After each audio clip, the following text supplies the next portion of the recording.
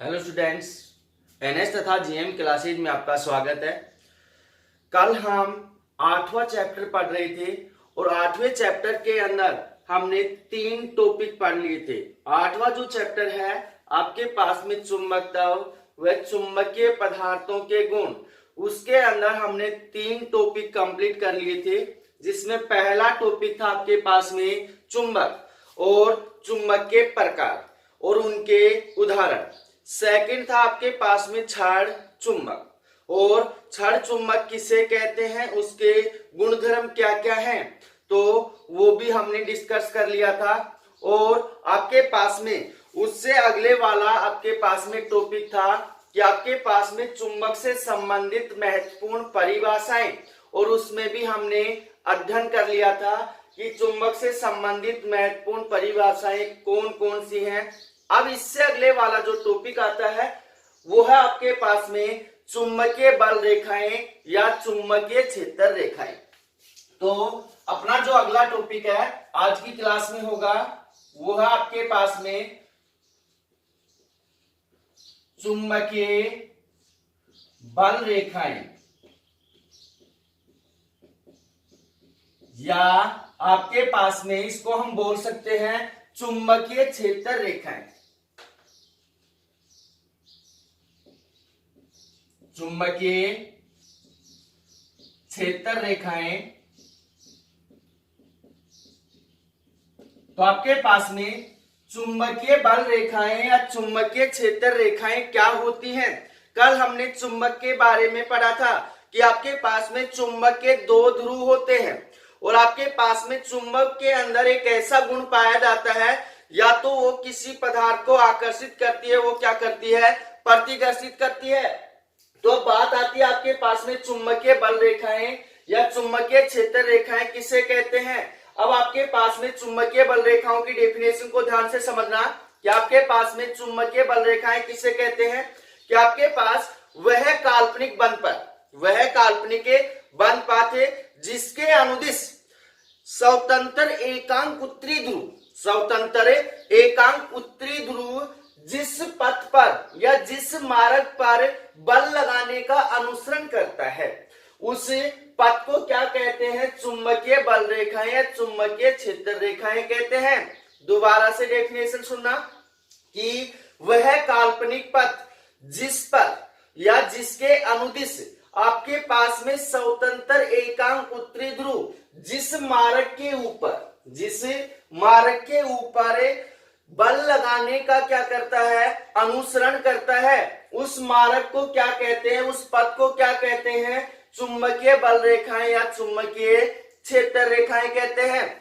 अगर ये डेफिनेशन समझ में नहीं आई है तो दूसरी डेफिनेशन समझो कि आपके पास में किसी क्षण चुंबक के एक सिरे से दूसरे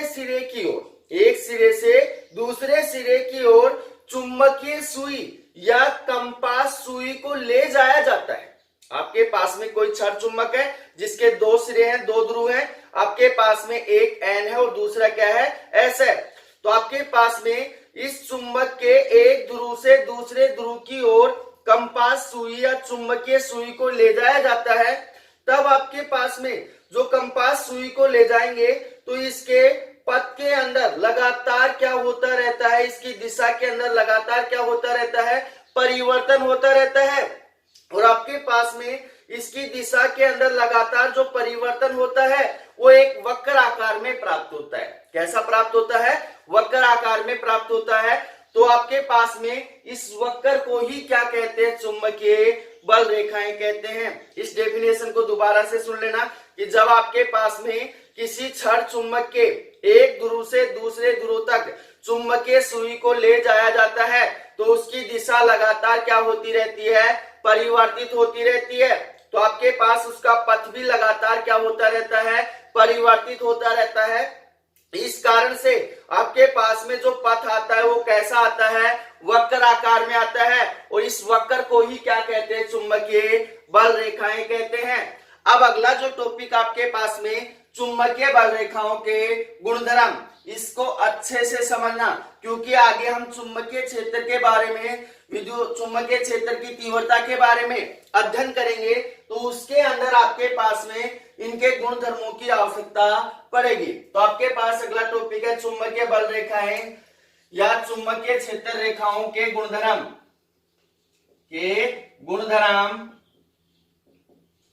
अब आपके पास में क्या होंगे, ध्यान से समझना भाई।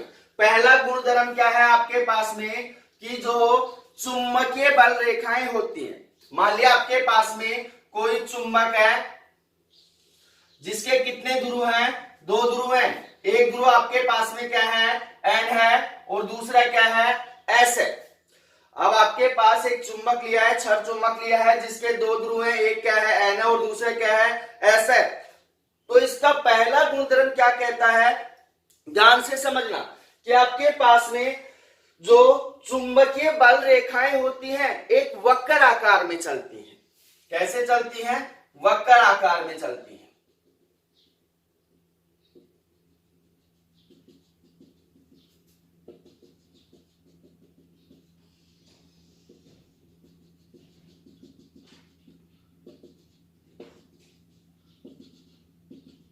जो चुंबकीय बल रेखाएं होती हैं, पहला गुणधर्म है इसके अंदर, वो किसके अंदर चलती हैं, वक्र आकार के अंदर ये चलती हैं। उसके पश्चात आपके पास में जो सेकंड गुणधर्म है, वो क्या है आपके पास में, यहां पे जो चुंबकीय बल रेखाएं होती हैं, वो चुंबक के बाहर सदैव उत्तरी ध्रुव से दक्षिणी ध्रुव की ओर चलती है। चुंबक के बाहर क्या होती है, उत्तरी ध्रुव से दक्षिणी ध्रुव की ओर क्या करती हैं, चलती हैं। परंतु चुंबक के अंदर आपके पास में जो चुंबकीय बल रेखाएं होती हैं वो सदैव आपके पास में दक्षिणी ध्रुव से क्या चलती हैं, उत्तरी ध्रुव की ओर चलती हैं।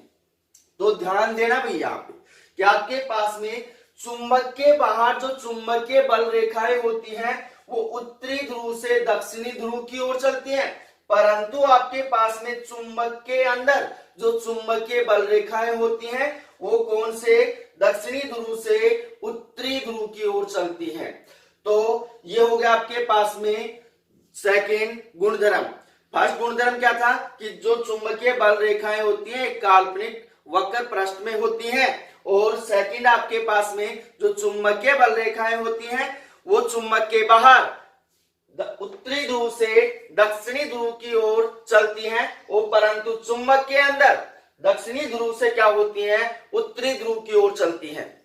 अब उससे अगले वाला है आपके पास में जो थर्ड अनुप्रयोग आपके पास, गुणधर्म है, वो क्या है आपके पास में कि जो चुंबकीय बल रेखाएं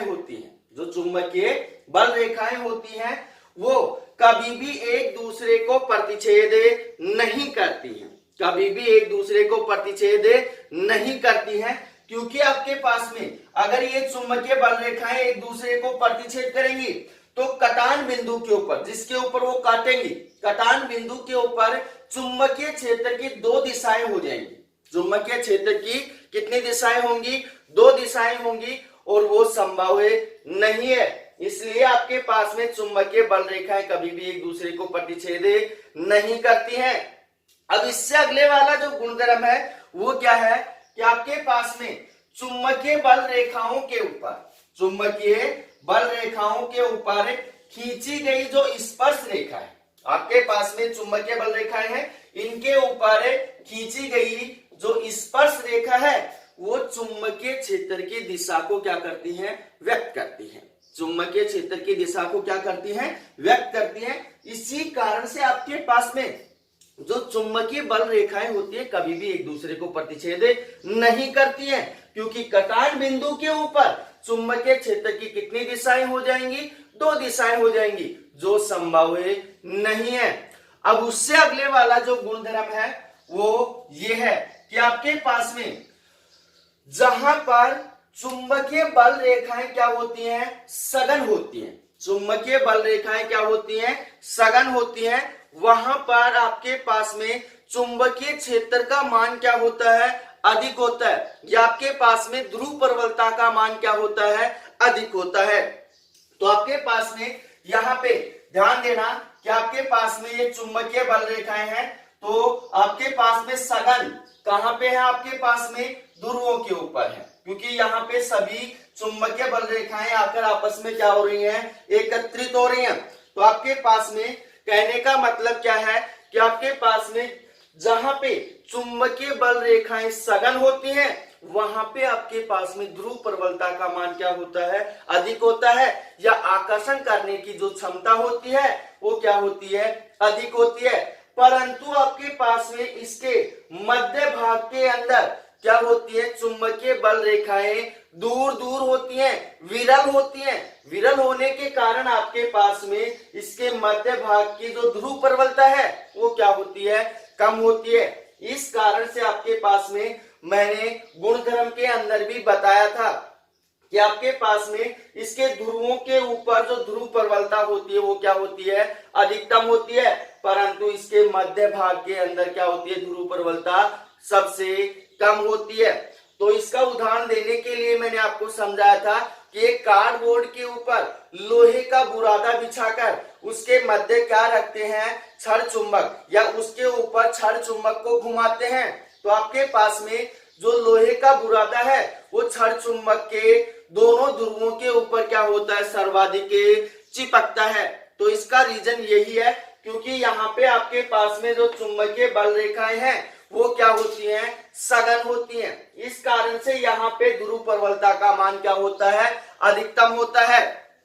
उसके पश्चात आपके पास में इसके अंदर एक गुणधर्म और देख लो। ये तो आपके पास में समरूप चुंबकीय क्षेत्र नहीं है, उससे अब मान लो आपके पास में क्या है, समरूप चुंबकीय क्षेत्र की बात करें तो आपके पास में समरूप चुंबकीय क्षेत्र के अंदर, समरूप चुंबकीय क्षेत्र के अंदर जो चुंबकीय बल रेखाएं होती हैं वो एक दूसरे से क्या होती हैं, समांतर होती हैं। वो एक दूसरे से क्या होती हैं, समांतर होती हैं, और एक दूसरे से क्या होती है, समान दूरी के ऊपर होती है। समरूप चुंबकीय क्षेत्र के अंदर जो चुंबकीय बल रेखाएं हैं एक दूसरे के क्या होती हैं, समांतर होती हैं, और क्या होती हैं, समान दूरी के ऊपर। इसके मध्य 1 मीटर की दूरी है तो इसके मध्य भी 1 मीटर की दूरी होगी, इसके मध्य भी कितनी होगी, 1 मीटर की दूरी ही होगी। तो आपके पास यह आ गया आपके पास में इसके गुणधर्म। अब अपना जो अगला टॉपिक है वो है आपके पास में उदासीन बिंदु, और ये टॉपिक आपके पास very very very very important, क्योंकि बोर्ड एग्जाम के अंदर उदासीन बिंदु के बारे में जिक्र किया जाता है कि उदासीन बिंदु किसे कहते हैं और छड़ चुंबक के अंदर उदासीन बिंदु कैसे प्राप्त करते हैं। तो यहाँ पे अगला जो आपके पास में टॉपिक है वो है आपके पास में उदासीन बिंदु। उदासीन बिंदु तो ध्यान से समझना भाई, उदासीन बिंदु क्या होता है।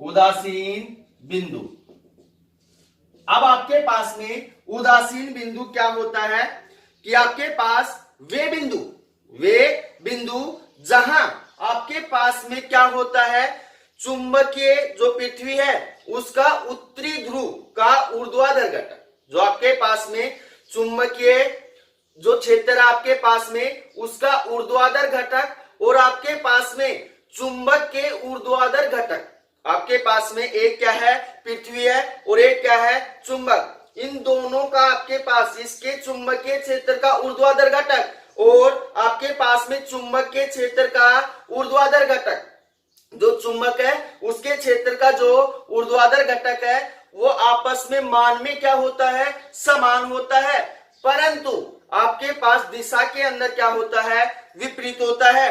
तो आपके पास उन बिंदुओं के ऊपर परिणामी चुंबकीय क्षेत्र का मान कितना हो जाता है, 0 हो जाता है। इस कारण से आपके पास में जिन बिंदुओं के ऊपर परिणामी चुंबकीय क्षेत्र का मान 0 होता है उन बिंदुओं को हम क्या कहते हैं, उदासीन बिंदु कहते हैं। तो दोबारा से डेफिनेशन सुनना, वे बिंदु जहां पर पृथ्वी के चुंबकीय क्षेत्र का ऊर्ध्वाधर घटक और आपके पास में चुंबक के क्षेत्र का ऊर्ध्वाधर घटक आपस में मान में क्या होते हैं, समान होते हैं, परंतु दिशा में क्या होते हैं, विपरीत होते हैं। इस कारण से परिणामी जो चुंबकीय क्षेत्र है, परिणामी जो चुंबकीय क्षेत्र है वो क्या हो जाता है, शून्य हो जाता है।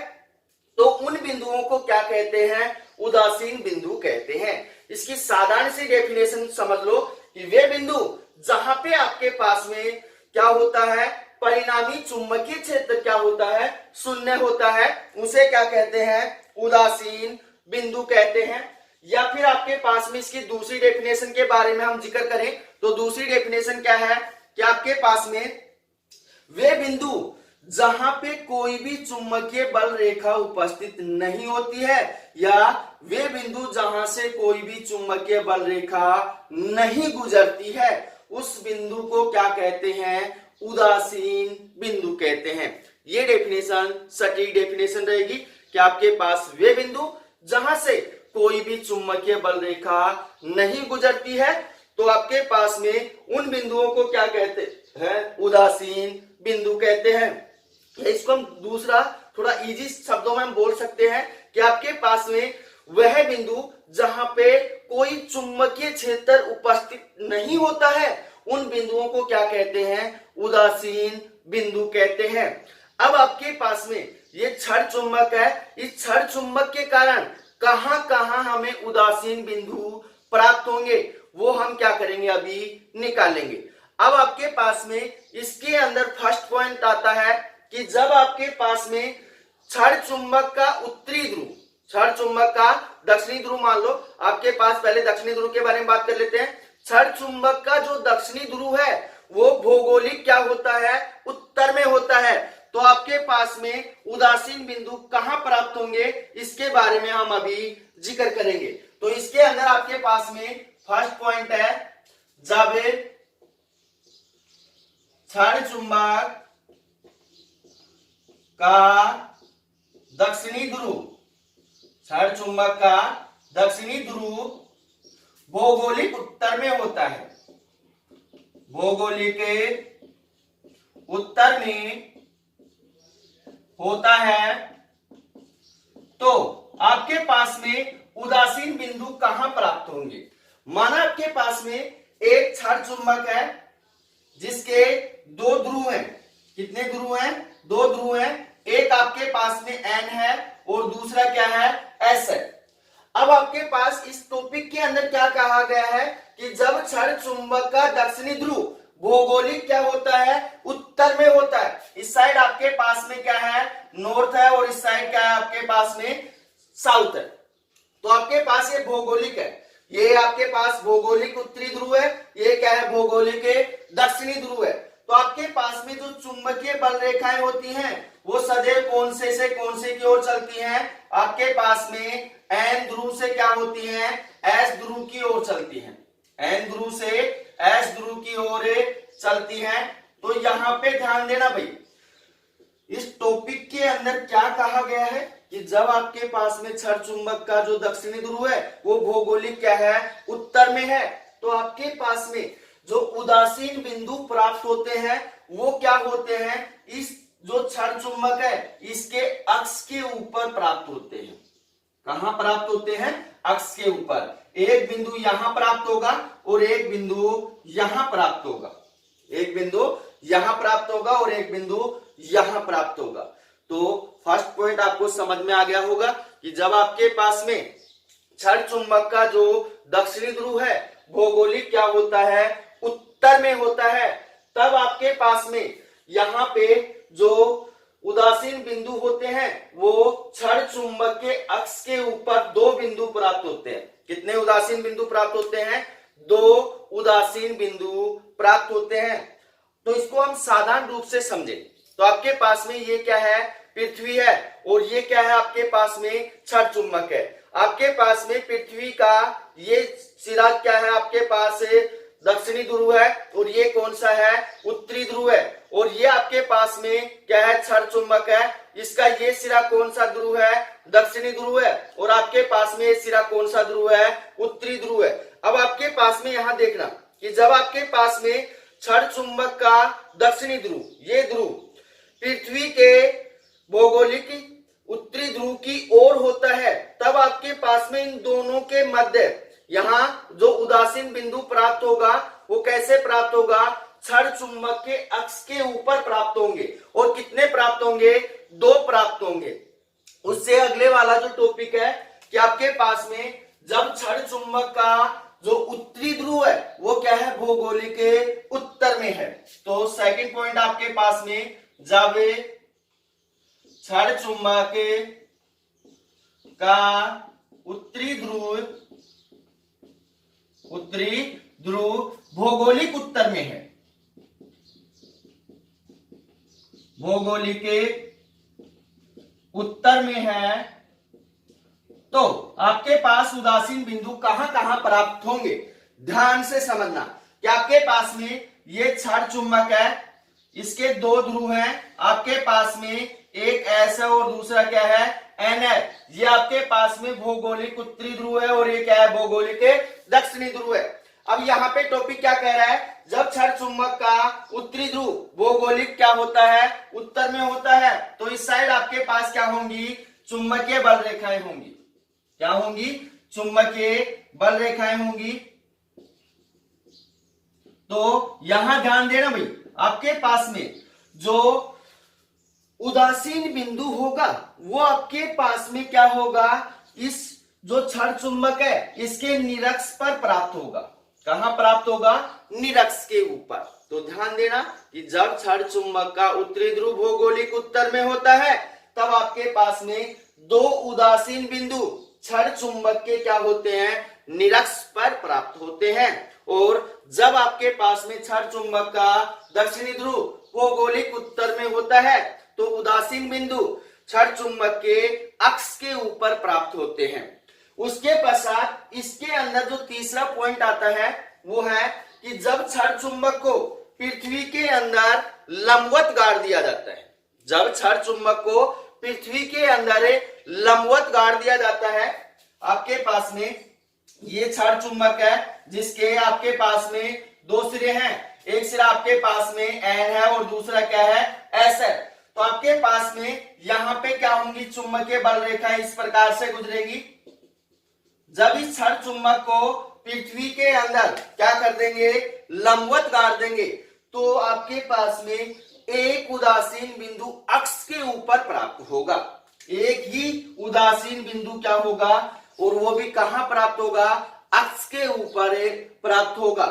तो आपके पास ये टॉपिक हो गया आपके पास में उदासीन बिंदु। दूसरा उदासीन बिंदु इसके अंदर क्यों नहीं होगा, क्योंकि जो उसका दूसरा सिरा है वो किसके अंदर गड़ा हुआ है, पृथ्वी के अंदर गड़ा हुआ है। इस कारण से आपके पास में अक्ष के ऊपर कितने उदासीन बिंदु प्राप्त होंगे, 1 होंगे। तो आपके पास में इससे अगले वाला जो टॉपिक है चुंबकीय द्विध्रुव तथा चुंबकीय द्विध्रुव आघूर्ण, और ये टॉपिक भी आपके पास very very very very important है, क्योंकि इसके अंदर भी क्वेश्चन पूछा जाता है कि चुंबकीय द्विध्रुव आघूर्ण किसे कहते हैं, चुंबकीय द्विध्रुव आघूर्ण का मात्रक क्या होता है, यह एक सदिश राशि है या नहीं है। तो इसके बारे में भी अभी हम जिक्र करेंगे कि आपके पास में चुंबकीय द्विध्रुव होता क्या है और चुंबकीय द्विध्रुव आघूर्ण क्या होता है। तो अब अगला जो टॉपिक आपके पास में वो है चुंबकीय द्विध्रुव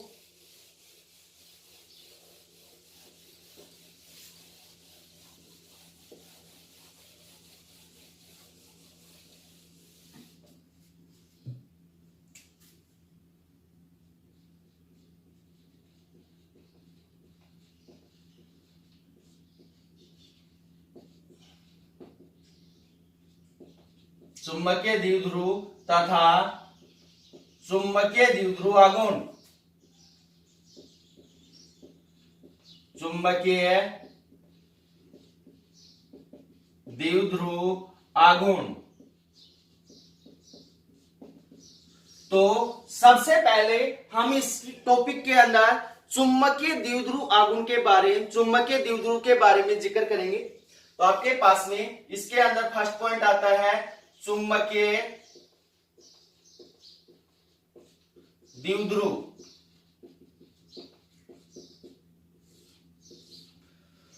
तो आपके पास में जो चुंबकीय द्विध्रुव होता है वो क्या होता है, ध्यान से समझना कि आपके पास में चुंबकीय सुई, धारावाही लूप, उसके पश्चात आपके पास में परिनलिका, और जो क्षण चुंबक होते हैं इन सभी के अंदर कितने ध्रुव होते हैं, 2 ध्रुव होते हैं। आपके पास में चुंबकीय सुई, धारावाही, जो आपके पास में चालक तार होता है, और उसके पश्चात आपके पास में क्या होती है, परिनलिका होती है, और उसके पश्चात आपके पास क्या होता है, जो क्षण चुंबक होता है। इन सभी के कितने ध्रुव होते हैं, 2 ध्रुव होते हैं। और आपके पास में इनके 2 ध्रुव होने के कारण ये द्विध्रुव की भांति, ये क्या करते हैं, द्विध्रुव की भांति क्या करते हैं, व्यवहार करते हैं। और द्विध्रुव के भांति व्यवहार करने के कारण इनको क्या कहा जाता है, चुंबकीय द्विध्रुव कहा जाता है। क्या कहा जाता है, चुंबकीय द्विध्रुव कहा जाता है। जो आपके पास में उपकरण 2 ध्रुवों के भांति क्या करता है, व्यवहार करता है। कौन कौन से करते हैं आपके पास में, आपके पास में पहला है आपके पास में परिनलिका, दूसरा आपके पास में चुंबकीय सुई, तीसरा आपके पास धारावाही लूप, और चौथा है आपके पास में क्षण चुंबक। ये आपके पास में इनके 2 ध्रुव होते हैं, जिसके कारण ये द्विध्रुव की भांति क्या करते हैं, व्यवहार करते हैं। और द्विध्रुव के भांति व्यवहार करने के कारण इन्हें क्या कहा जाता है, चुंबकीय द्विध्रुव कहा जाता है। अब आपके पास में अगले वाला जो टॉपिक है वो है वेरी वेरी वेरी इंपॉर्टेंट, कि आपके पास चुंबकीय द्विध्रुव आघूर्ण क्या होगा। तो ध्यान से समझना भाई। तो अगला टॉपिक आपके पास में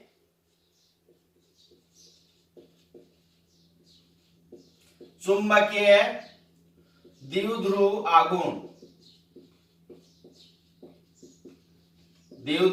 आघूर्ण, इसको हम नोट करते हैं कैपिटल एम से। किससे नोट करते हैं, कैपिटल एम से। अब आपके पास में चुंबकीय द्विध्रुव आघूर्ण होता क्या है, इसके डेफिनेशन ध्यान से सुनना भाई, कि आपके पास में चुंबक के दोनों ध्रुवों की ध्रुव प्रबलताओं में से एक ध्रुव की ध्रुव प्रबलता, दोनों ध्रुवों की में से एक ध्रुव की ध्रुव प्रबलता तथा दोनों ध्रुवों के बीच की जो लंबाई का जो गुणनफल होता है उसे क्या कहते हैं, चुंबकीय द्विध्रुव आघूर्ण कहते हैं। दोबारा से समझना आपके पास में कि चुंबक के दोनों ध्रुवों में से एक ध्रुव की ध्रुव प्रबलता को हम किससे नोट करते हैं, स्मॉल एम से करते हैं, तथा दोनों ध्रुवों के मध्य जो लंबाई है उस लंबाई को हम क्या बोलते हैं, प्रभावकारी लंबाई।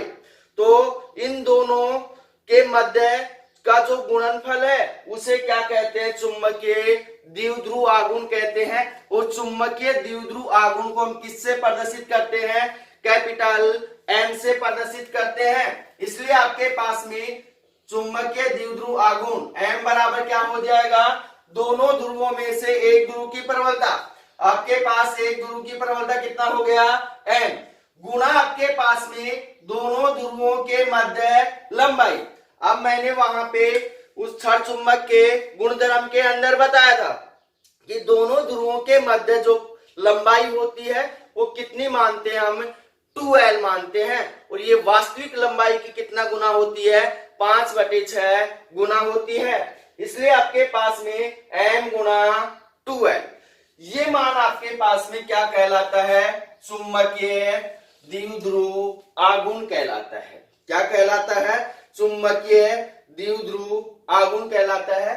अगर ये डेफिनेशन समझ में नहीं आई है तो दूसरी डेफिनेशन समझना आपके पास में, कि किसी क्षण चुंबक की ध्रुव प्रबलता स्मॉल m तथा उसकी प्रभावकारी लंबाई 2l के गुणनफल से प्राप्त जो राशि है, किसी चुंबक की ध्रुव प्रबलता m और उसकी प्रभावकारी लंबाई के गुणनफल से जो प्राप्त राशि है उस राशि को क्या कहते हैं, चुंबकीय द्विध्रुव आघूर्ण कहते हैं। चुंबकीय क्या कहते हैं, द्विध्रुव आघूर्ण कहते हैं। अब आपके पास चुंबकीय द्विध्रुव आघूर्ण को हम किससे प्रदर्शित कर रहे हैं, जो कैपिटल एम है उससे प्रदर्शित कर रहे हैं। तो आपके पास अब इसके अंदर जो चुंबकीय द्विध्रुव आघूर्ण होता है एक कैसी राशि है, सदिश राशि है। जो चुंबकीय द्विध्रुव आघूर्ण है वो क्या है, एक सदिश राशि है। कैसी राशि है, सदिश राशि है। उसके पश्चात आपके पास में चुंबकीय द्विध्रुव आघूर्ण का जो मात्रक होता है, ऐसा ही मात्रक बहुत पूछा जाता है बोर्ड एग्जाम में। तो चुंबकीय द्विध्रुव आघूर्ण का जो एसआई मात्रक होता है वो क्या होता है, एम्पियर मीटर स्क्वायर होता है। क्या होता है, एम्पियर मीटर स्क्वायर होता है। उसके पश्चात आपके पास में ये एम्पियर मीटर स्क्वायर कैसे आ गया, क्योंकि इससे पहले वाले टॉपिक के अंदर हमने पढ़ा था कि आपके पास में जो ध्रुव प्रबलता है उसका एसआई मात्रक क्या होता है, एम्पियर मीटर होता है। क्या होता है, एम्पियर मीटर। तो इसका मात्रक कितना हो गया, एम्पियर मीटर, गुणा आपके पास में साथ में क्या है, लंबाई। लंबाई का मात्रक क्या होगा, मीटर होगा। तो आपके पास क्या हो जाएगा, एम्पियर मीटर स्क्वायर हो जाएगा। क्या हो जाएगा, एम्पियर मीटर स्क्वायर हो जाएगा। अब इससे अगले वाला जो टॉपिक है वो है कि आपके पास में चुंबकीय द्विध्रुव आघूर्ण की जो दिशा होती है, चुंबकीय द्विध्रुव आघूर्ण की जो दिशा होती है वो आपके पास में क्या होती है, एस ध्रुव से एन ध्रुव की ओर होती है। कौन से ध्रुव से, एस ध्रुव से एन ध्रुव की ओर होती है। तो ध्यान देना भैया यहाँ पे कि आपके पास में जो चुंबकीय बल रेखाएं हैं उनकी चुंबक के बाहर जो दिशा है वो एन ध्रुव से एस ध्रुव की ओर होती है और अंदर क्या होती है, एस ध्रुव से एन ध्रुव की ओर होती है। परंतु आपके पास में जो चुंबकीय द्विध्रुव आघूर्ण है उसकी जो दिशा है वो क्या है, आपके पास में दक्षिणी ध्रुव से उत्तरी ध्रुव होती है, एस ध्रुव से एन ध्रुव की ओर होती है। अब आपके पास में कोई छड़ चुंबक है, उसके लंबाई में परिवर्तन करेंगे और उसके कार्य क्षेत्रफल में परिवर्तन करेंगे, उसके आकार में परिवर्तन करेंगे, तो आपके पास चुंबकीय द्विध्रुव आघूर्ण में क्या परिवर्तन होगा इसके बारे में हम अभी चर्चा करेंगे। तो अब इसके अंदर अब आप मान लिया आपके पास में कोई क्या है, छड़ चुंबक है। इस छड़ चुंबक की प्रभावकारी लंबाई कितनी है, 2L है। जब इस छड़ चुंबक की लंबाई में और इसके अनुप्रस्थ कार्य क्षेत्रफल में और आकार में परिवर्तन करेंगे तो निम्न प्रकार से इसके चुंबकीय द्विध्रुव आघूर्ण में क्या होता है, परिवर्तन होता है। तो इसके अंदर जो फर्स्ट पॉइंट है वो आपके पास में जब छड़ चुंबक को उसकी लंबाई या अक्ष के क्या कर दिया जाता है, लंबवत काट दिया जाता है, तो उत्पन्न चुंबकीय द्विध्रुव आघूर्ण। तो इसके अंदर फर्स्ट पॉइंट आपके पास में जब छड़ चुंबक को उसकी लंबाई या अक्ष के अनुदिश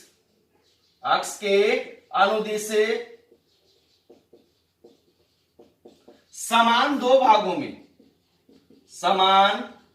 भागों में विभाजित करने पर उत्पन्न चुंबकीय द्विध्रुव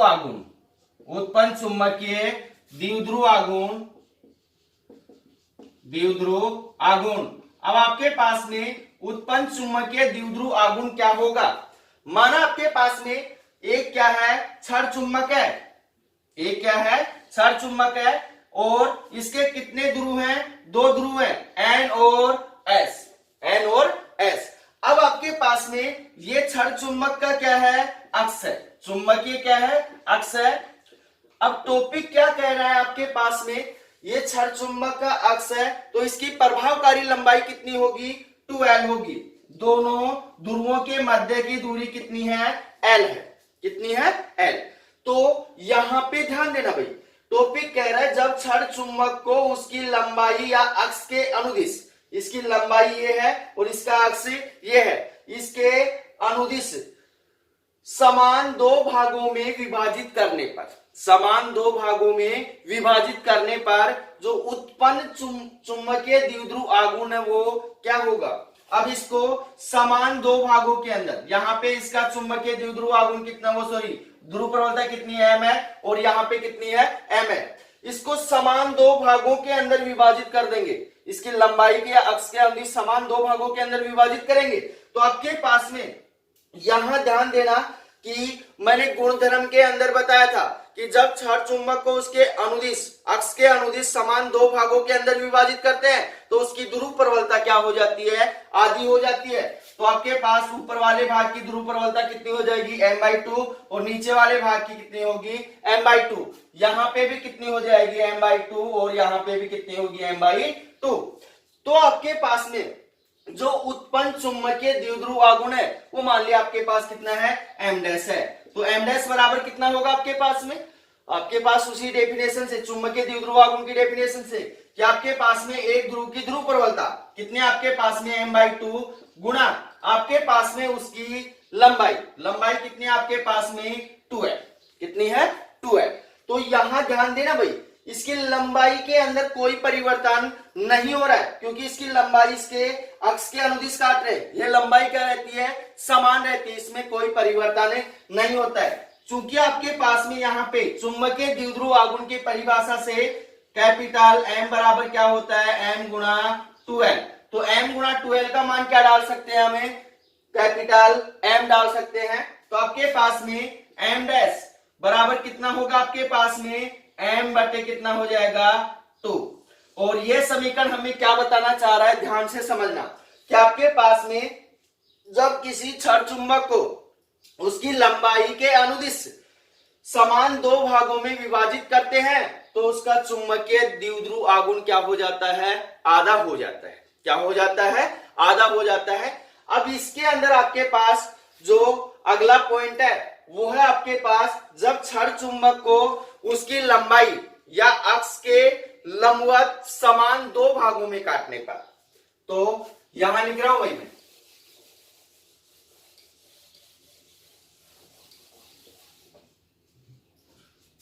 जब क्षण चुंबक को उसकी लंबाई या अक्ष के लंबवत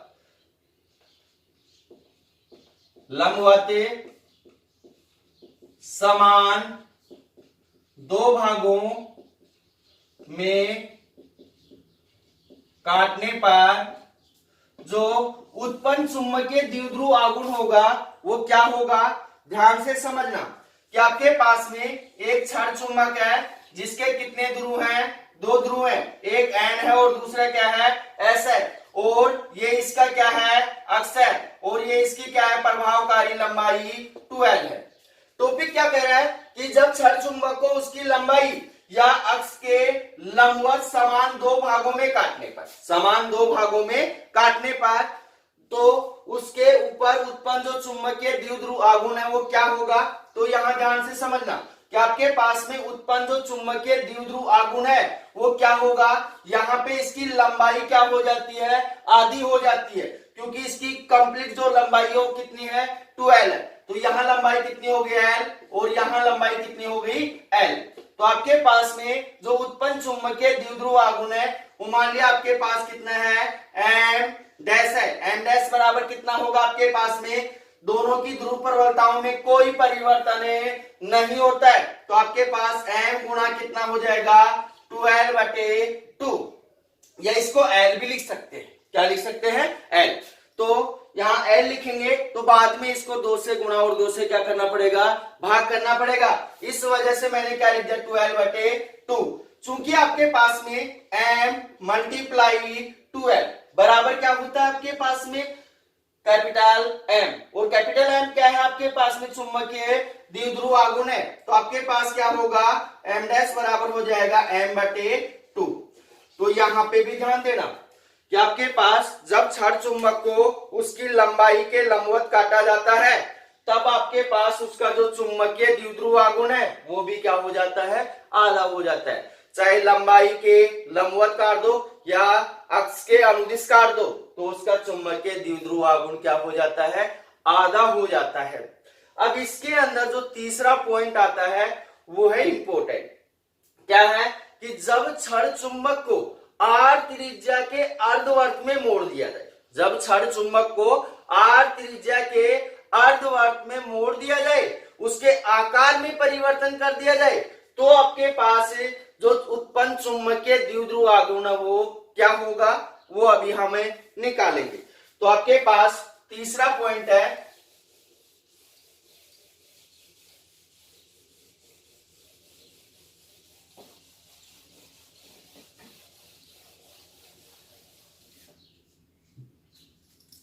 जब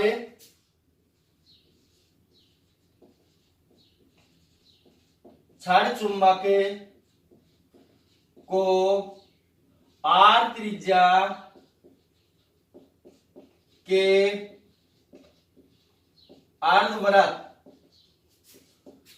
अर्धवर्ताकार मोड़ दिया जाए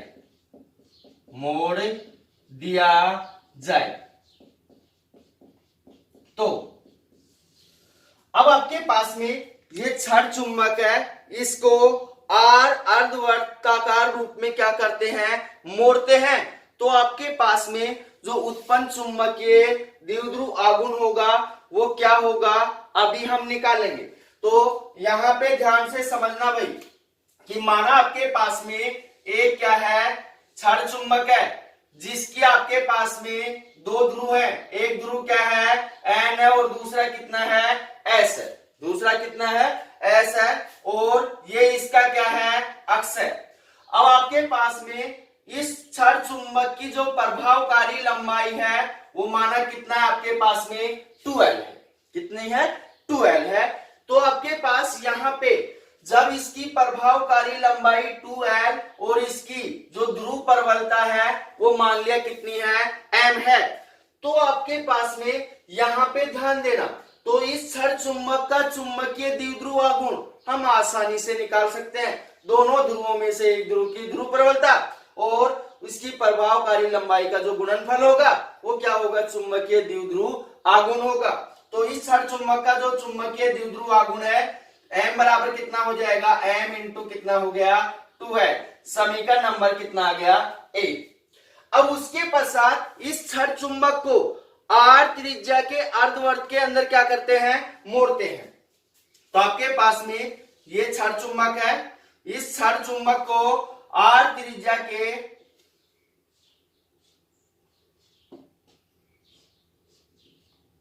अर्धवर्त के अंदर क्या किया जाता है, मोड़ा जाता है। तो आपके पास में यहां आर त्रिज्या के अर्धवर्त के अंदर मोड़ेंगे तो आपके पास में यहां पे जो इसकी प्रभावकारी लंबाई है, जो इसकी प्रभावकारी लंबाई है वो कितनी है, 2l है। अब ये किसके रूप में आ गई प्रभावकारी लंबाई, परिधि के रूप में आ गई। किसके रूप में आ गई, परिधि के रूप में आ गई। तो यहाँ पे ध्यान देना भाई कि इसके दोनों ध्रुवों के मध्य जो प्रभावकारी लंबाई है, पहले तो आप सीधी थी, तब तो इसकी कितनी थी, 2l थी, परंतु अब इसको क्या कर दिया हमने, आर त्रिज्या के अर्धवर्त के रूप में मोड़ दिया है। तो दोनों ध्रुवों के मध्य जो प्रभावकारी लंबाई है वो कितनी होगी, r प्लस में r, कितना होगा, 2r।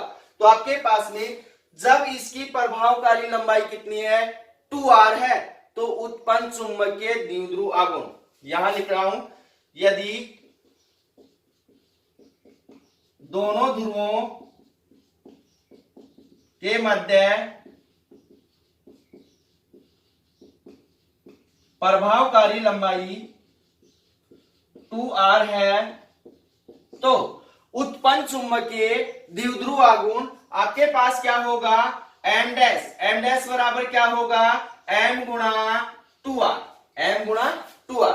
यहां पे ध्यान देना ध्रुव प्रबलता के अंदर कोई परिवर्तन नहीं हुआ है, उसकी प्रभावकारी लंबाई क्या हो गई है, परिवर्तित हो गई है।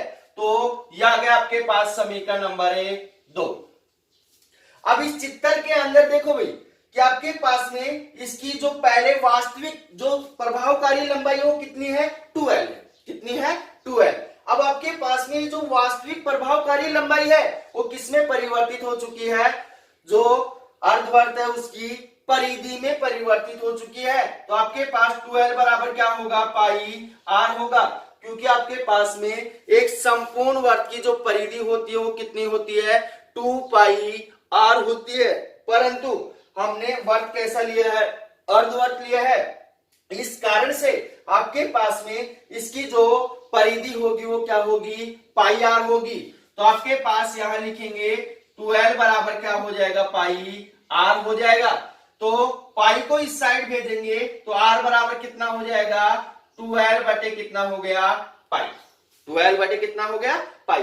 r का मान समीकरण 2 में रखने पर, तो यहां लिख रहा हूं मैं समीकरण 2 से क्या मान होगा भाई आपके पास में, समीकरण 2 से, समीकरण 2 से जो मान होगा आपके पास वो होगा आपके पास में m डैश बराबर हो जाएगा m इंटू 2 इंटू, अब आपके पास में यहां पे r का मान कितना है, 12 बटे पाई है, तो डालेंगे तो कितना होगा आपके पास में 2l बटे कितना हो गया, पाई।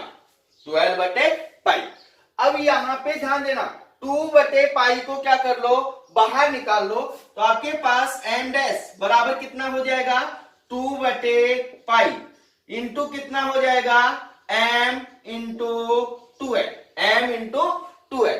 अब आपके पास m इंटू 2l क्या होता है, चुंबकीय द्विध्रुव गुण, या समीकरण 1 से m इंटू 2l बराबर कितना है, चुंबकीय द्विध्रुव गुण। तो आपके पास यहां लिखेंगे समीकरण 1 से क्या मान हो जाएगा आपके पास में, m डैश बराबर हो जाएगा 2 बटे पाई इंटू कितना हो जाएगा, m इंटू कितना हो जाएगा, m, क्योंकि m इंटू 2l का मान हम क्या डाल सकते हैं, समीकरण 1 से कैपिटल M डाल सकते हैं। ये आ गया आपके पास में कि आपके पास क्या करते हैं, जब क्षण चुंबक को r त्रिज्या के अर्धवर्ताकार रूप में क्या करते हैं, मोड़ते हैं, तो आपके पास चुंबकीय जो आघूर्ण है वो क्या है आपके पास में, m डैश बराबर 2m बटे पाई। तो अब इसके अंदर जो फोर्थ पॉइंट है वो है आपके पास में, जब दो क्षण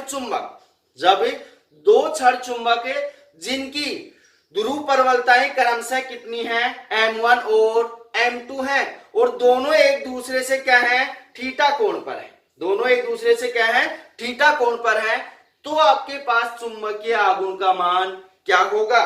तो ध्यान से समझना,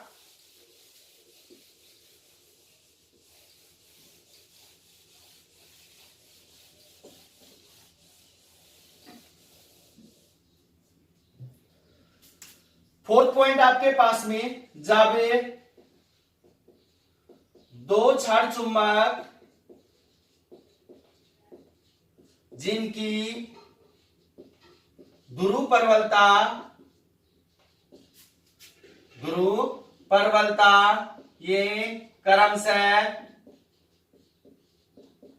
m1 व m2 है और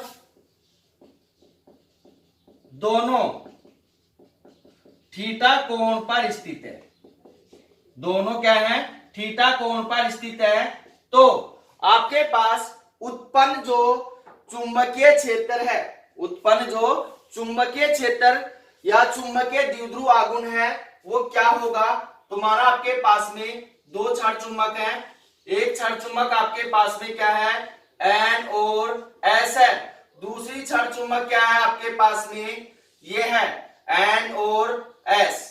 अब आपके पास में इन दोनों की जो ध्रुव प्रबलताएं हैं वो क्रमशः कितनी है, m1 और कितनी है, m2 है, कितनी है, m1 और m2, और दोनों क्षण चुंबक एक दूसरे से कितना कोण के ऊपर स्थित है, थीटा कोण के ऊपर स्थित है, तो आपके पास जो उत्पन्न चुंबकीय द्विध्रुव आघूर्ण होगा उसका सीधा सूत्र होता है आपके पास में, m बराबर होता है आपके पास में under root m1 square plus में m2 स्क्वायर प्लस में 2m1 m2 cos theta, 2m1 m2 cos theta.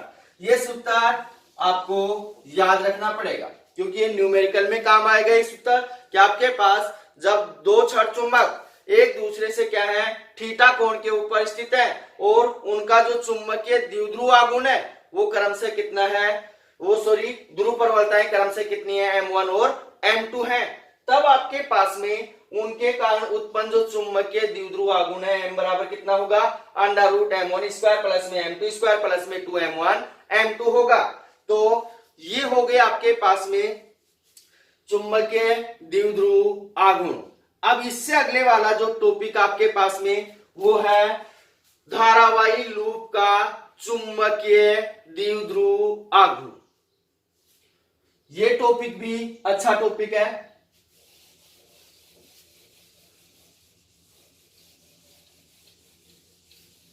तो अगला है आपके पास में धारावाही लूप का चुंबकीय आघूर्ण।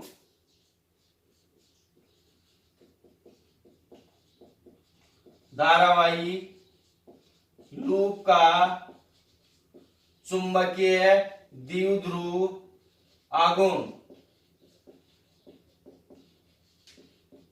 चुंबकीय द्विध्रुव आघूर्ण। अब आपके पास में धारावाही लूप का चुंबकीय द्विध्रुव आघूर्ण क्या होगा उसको अच्छे से समझना कि माना आपके पास में कोई r त्रिज्या का क्या है, धारावाही लूप है। कोई r त्रिज्या का क्या है, धारावाही लूप है। इस धारावाही लूप के अंदर I धारा क्या होती है, प्रवाहित होती है। I धारा क्या होती है, प्रवाहित होती है। और इसका जो काट क्षेत्रफल है वो कितना है, A है। कितना है, A है। और इसके अंदर जो फेरों की जो संख्या है, इसके अंदर जो फेरों की संख्या है वो कितना है, कैपिटल N है। तब आपके पास में इस धारावाही लूप का जो चुंबकीय द्विध्रुव आघूर्ण होगा, इस धारावाही लूप का जो चुंबकीय द्विध्रुव आघूर्ण होगा वो आपके पास में इस धारावाही लूप के अंदर प्रवाहित धारा, उसके काट क्षेत्रफल तथा फेरों की संख्या के गुणनफल के क्या होता है, समान होता है। इसलिए आपके पास में धारावाही लूप का जो चुंबकीय द्विध्रुव आघूर्ण होगा वो m बराबर हो जाएगा NIA।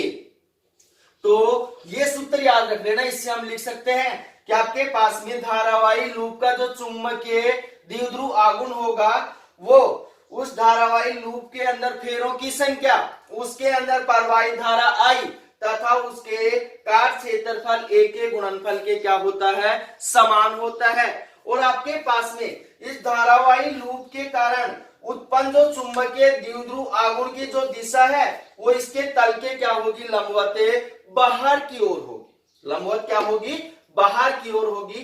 तो ये हो गया आपके पास धारावाही लूप का चुंबकीय द्विध्रुव आघूर्ण। अब इससे अगले वाला जो टॉपिक आपके पास में वो है कक्षीय इलेक्ट्रॉन का चुंबकीय द्विध्रुव आघूर्ण। और इसको वेरी वेरी वेरी इंपॉर्टेंट कर देना, क्योंकि कक्षीय इलेक्ट्रॉन का चुंबकीय द्विध्रुव आघूर्ण हर बार जो बोर्ड एग्जाम होता है या तो आपको हाफ ईयरली में मिल जाएगा, अगर हाफ ईयरली में नहीं आता है तो फाइनल एग्जाम में आपको कंफर्म मिल जाएगा कि कक्षीय इलेक्ट्रॉन का चुंबकीय द्विध्रुव आघूर्ण क्या होता है, किस प्रकार से निकालते हैं। अब बात करते हैं इसके ऊपर। तो अगला जो टॉपिक आपके पास में वो है आपके पास में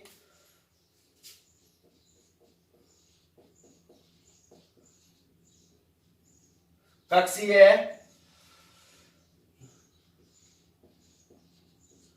इलेक्ट्रॉन का चुंबकीय द्विध्रुव आघूर्ण। चुंबकीय द्विध्रुव आघूर्ण।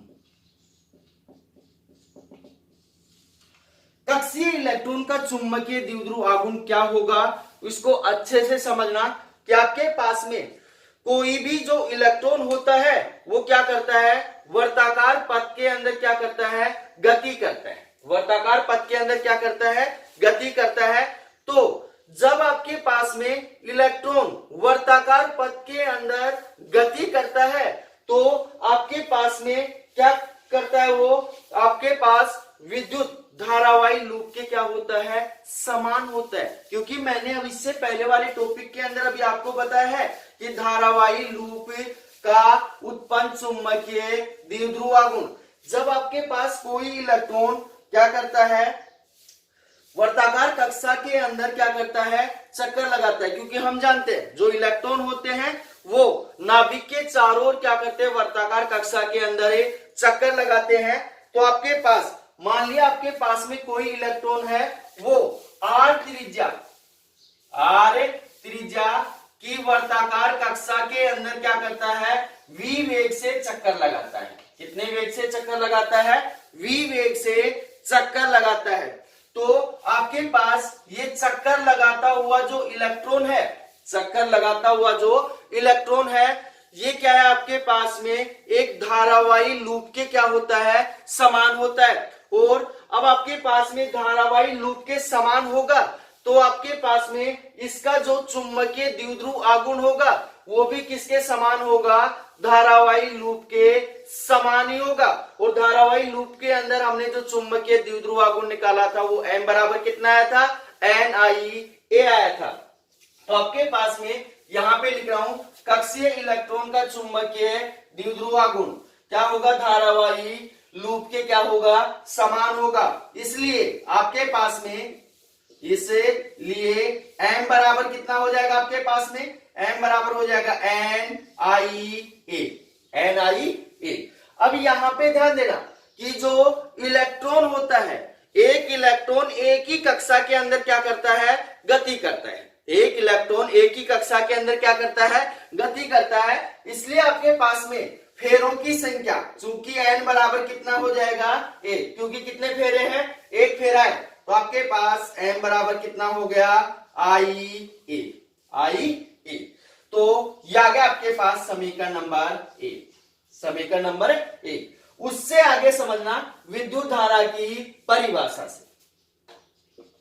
विद्युत धारा की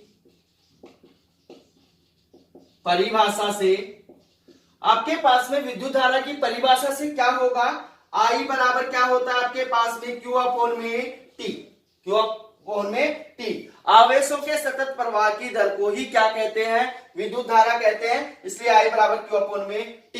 परंतु यहाँ पे आवेश नहीं है, यहाँ पे गति कौन कर रहा है, इलेक्ट्रॉन कर रहा है। कौन कर रहा है, इलेक्ट्रॉन कर रहा है। इसलिए आपके पास में Q बराबर कितना हो जाएगा, E हो जाएगा। Q बराबर कितना हो जाएगा, E। इसलिए आपके पास में जो विद्युत धारा होगी I बराबर कितना होगा आपके पास में, E अपॉन में T। E अपॉन में T। तो I का मान इस समीकरण के अंदर डालेंगे, यहां लिखेंगे समीकरण 1 से क्या मान हो जाएगा भैया आपके पास में, m बराबर हो जाएगा आपके पास में E अपॉन में T इंटू कितना हो जाएगा आपके पास A।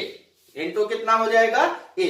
अब आपके पास में जो इलेक्ट्रॉन है वो क्या कर रहा है, r त्रिज्या की कक्षा के अंदर क्या लगा रहा है, चक्कर लगा रहा है। तो आपके पास में उस कक्षा का जो क्षेत्रफल है, उस कक्षा का जो क्षेत्रफल है, तो आपके पास A बराबर कितना हो जाएगा, पाई आर स्क्वायर।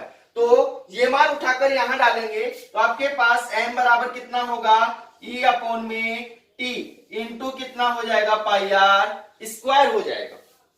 उससे आगे ध्यान से समझना कि आपके पास में इलेक्ट्रॉन द्वारा एक चक्कर पूरा करने में लगा समय, तो यहां लिख रहा हूं इलेक्ट्रॉन द्वारा एक चक्कर पूरा करने में, एक चक्कर पूरा करने में लगा समय बराबर क्या होता है आपके पास में, समय बराबर होता है आपके पास में दूरी बटे चाल। तो आपके पास दूरी बटे चाल हो गया। तो अब आपके पास में दूरी कितनी है, आपके पास में एक चक्कर पूरा करेगा तो इस वर्ताकार पथ की क्या करेगा, परिधि को पार करेगा। तो आपके पास दूरी कितनी हो गई, 2 पाई r हो गया। चाल कितने वेग से गति कर रहा है, v वेग से गति कर रहा है। तो समय t बराबर क्या हो जाएगा आपके पास में 2 पाई r बटे कितना हो गया, v हो गया। तो t का मान समीकरण इसके अंदर डालेंगे तो आपके पास में m बराबर कितना होगा आपके पास में e बटे t इंटू t का मान कितना है आपके पास 2 पाई r बटे कितना हो गया v इंटू कितना होगा पाई r स्क्वायर। v क्या होगा, ऊपर चला जाएगा, पाई से पाई कैंसिल, स्क्वायर से r कैंसिल। क्या मान आ गया आपके पास में, m बराबर हो गया इतना हो गया e वी आर बटे कितना हो गया आपके पास में 2, EVR बटे 2। तो ये आपके पास क्या हो गया, कक्षीय इलेक्ट्रॉन का चुंबकीय द्विध्रुव आघूर्ण। अगर आपके पास यहाँ पे V क्या है, वेग है, अगर इसको हम कोणीय रूप में, कोणीय वेग में क्या करना चाहें, परिवर्तित करना चाहें, किसमें परिवर्तित करना चाहें, कोणीय वेग में परिवर्तित करना चाहें, तो इसके नीचे हम लिख सकते हैं कि हम जानते हैं कि कोणीय वेग तथा रेखीय वेग में निम्न संबंध होता है। तो यहां लिखेंगे कोणीय वेग ओमेगा तथा रेखीय वेग v में निम्न संबंध होता है, निम्न संबंध होता है। यह संबंध 11वीं क्लास में मैंने निकलवाया था कि आपके पास कोणीय वेग ओमेगा तथा रेखीय वेग v में क्या संबंध होगा, v बराबर क्या होता है आपके पास में r ओमेगा, v बराबर क्या होता है r ओमेगा। तो v का मान इस समीकरण के अंदर डालेंगे तो आपके पास m बराबर कितना हो जाएगा, e into r omega into r बटे कितना हो गया 2, r इंटू r कितना हो गया r स्क्वायर। तो m बराबर कितना हो गया आपके पास में e r स्क्वायर ओमेगा बटे कितना हो गया 2। क्योंकि ये मान मैंने क्यों निकलवाया है, क्योंकि ये न्यूमेरिकल में काम आएगा कि आपके पास में रेखीय वेग दे रखा है, तब तो m बराबर EVR बटे 2 हो जाएगा। और यदि आपके पास में कोणीय वेग दे रखा है, वर्ताकार पथ के अंदर गति करेगा तो कोणीय वेग ही आएगा, तो m बराबर क्या होगा ER स्क्वायर ओमेगा बटे कितना होगा 2 होगा। तो यह आ गया आपके पास कक्षीय इलेक्ट्रॉन का चुंबकीय द्विध्रुव आघूर्ण। तो अब आपके पास में कक्षीय इलेक्ट्रॉन का चुंबकीय द्विध्रुव आघूर्ण आ गया है। अब इससे अगले वाला जो टॉपिक आपके पास में विद्युत क्षेत्र की तीव्रता, इसके बारे में हम अगली क्लास में जिक्र करेंगे। किसी भी भैया बहना को कोई प्रॉब्लम है तो आप कमेंट्स करके, व्हाट्सएप पे मैसेज करके बता सकते हैं, उस टॉपिक को दोबारा से अच्छे से कॉन्सेप्ट क्लियर कर दिए जाएंगे। तो धन्यवाद।